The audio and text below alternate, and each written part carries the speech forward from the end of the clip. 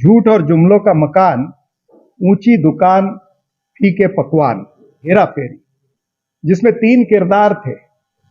मुझे लगता है कि भारतीय जनता पार्टी के भी हेरा फेरी करने वाला नेतृत्व जो है वो राजस्थान में आ चुका है। और वो 3 किरदार हैं आदरणीय नरेंद्र मोदी, अमित शाह और जेपी नड्डा।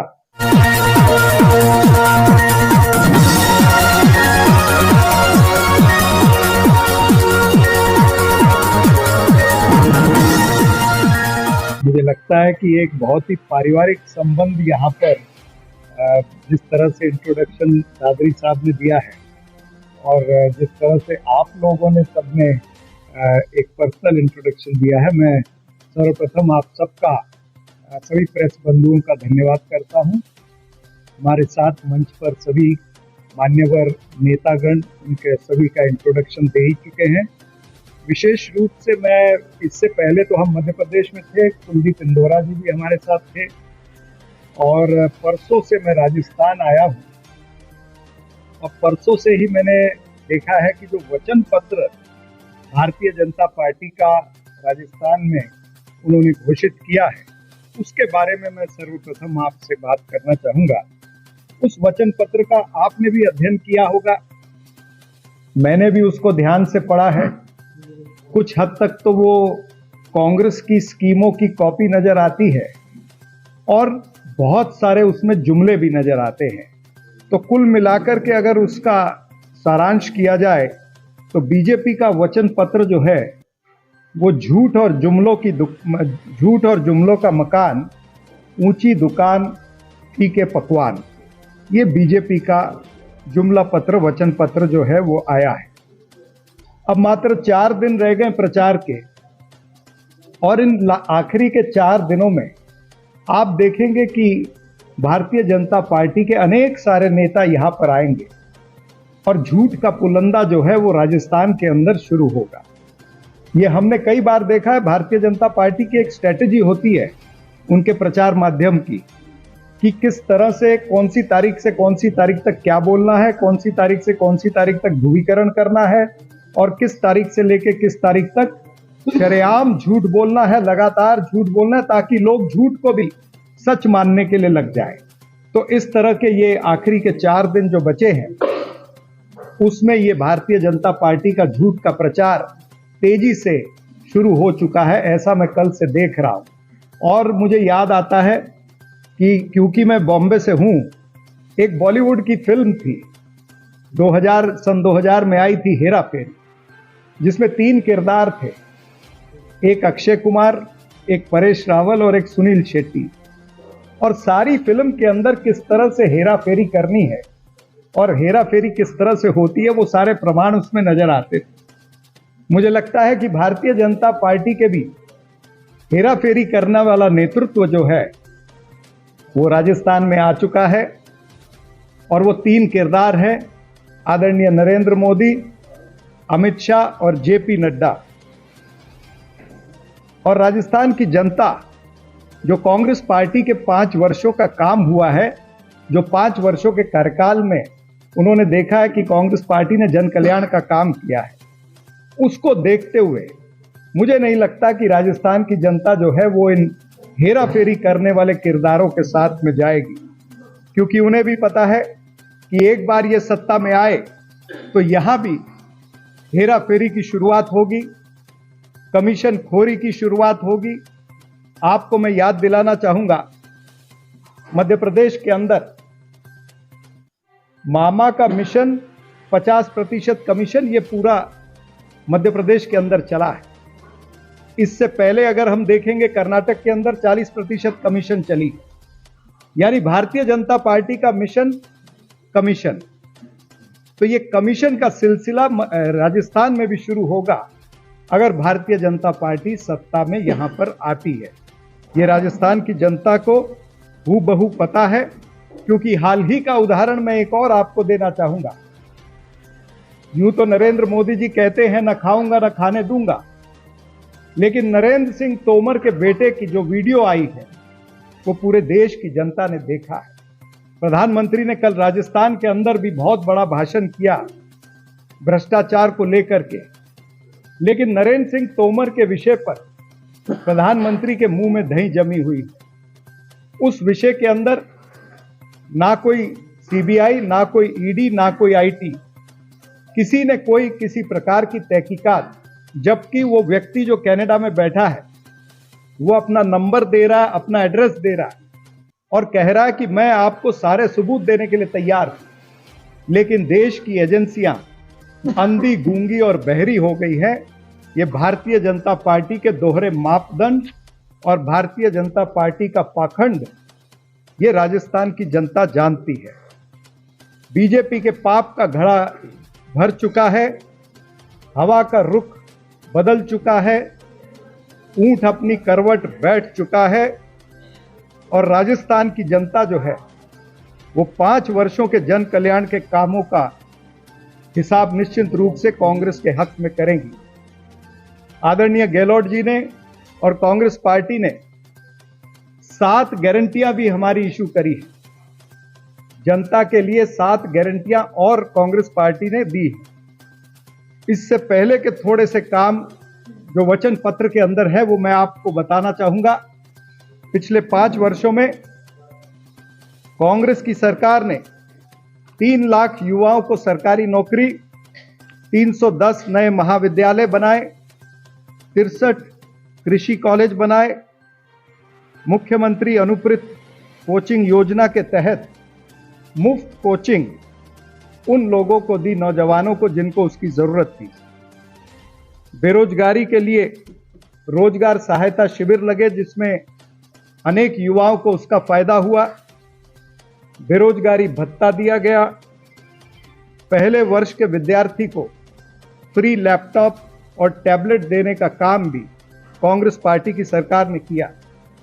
अगर महिला के विषय पर बोला जाए, जिसे हम आधी आबादी कहते हैं, महिलाओं को 1 करोड़ से ज्यादा महिलाओं को 500 रुपए में गैस सिलेंडर, गृह लक्ष्मी गारंटी अभी गहलोत सरकार ने अनाउंस करी है जिसमें परिवार की महिला मुखिया जो है उसे 10,000 रुपए प्रति वर्ष दिया जाएगा। सभी महिलाओं को राजस्थान रोडवेज पर 50% की छूट दी जा रही है।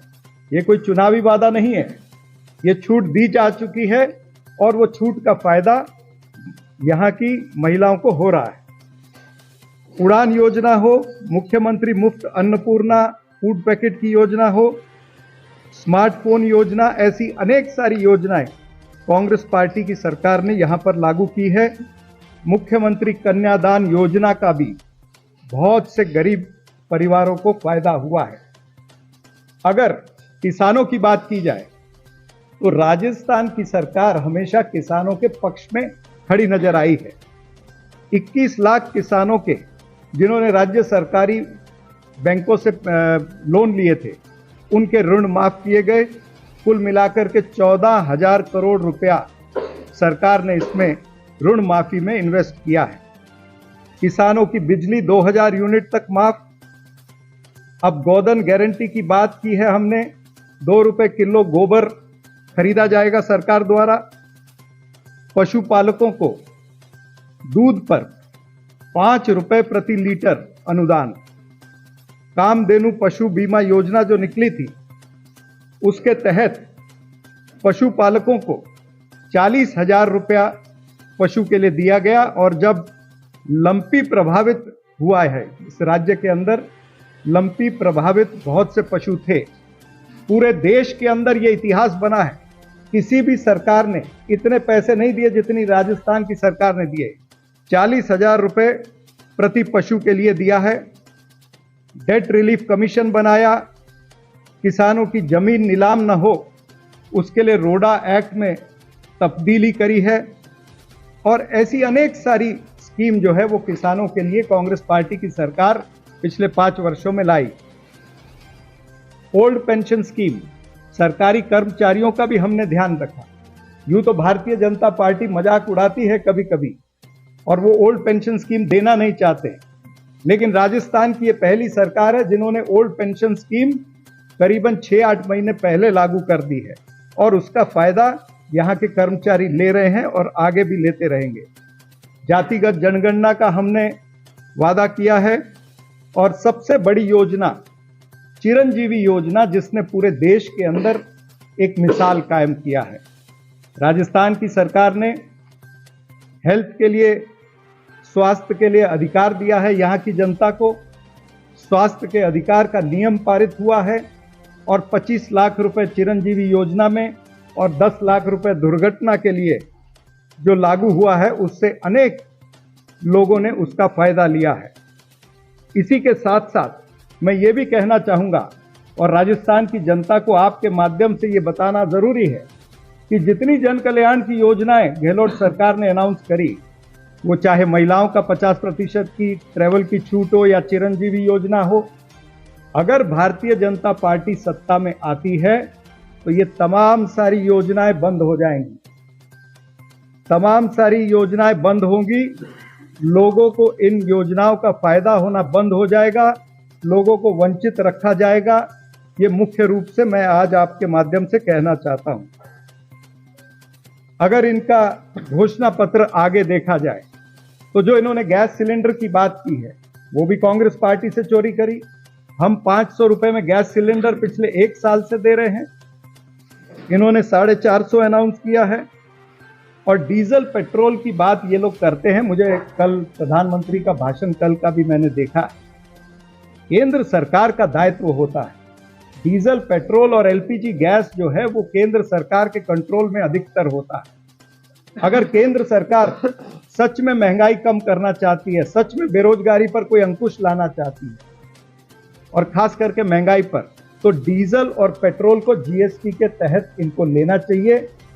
इनकी सरकार ने आज तक ऐसा कोई प्रस्ताव जीएसटी काउंसिल में नहीं लाया। ज्यादा मुख्यमंत्री भी इनके हैं, जीएसटी काउंसिल में प्रस्ताव लाते और जीएसटी काउंसिल के अंदर पेट्रोल और डीजल को आप जीएसटी के तहत ले सकते हैं, जिससे जो पेट्रोल आज 110 से ऊपर है वो 60-65 रुपए में लोगों को मिलने लगेगा।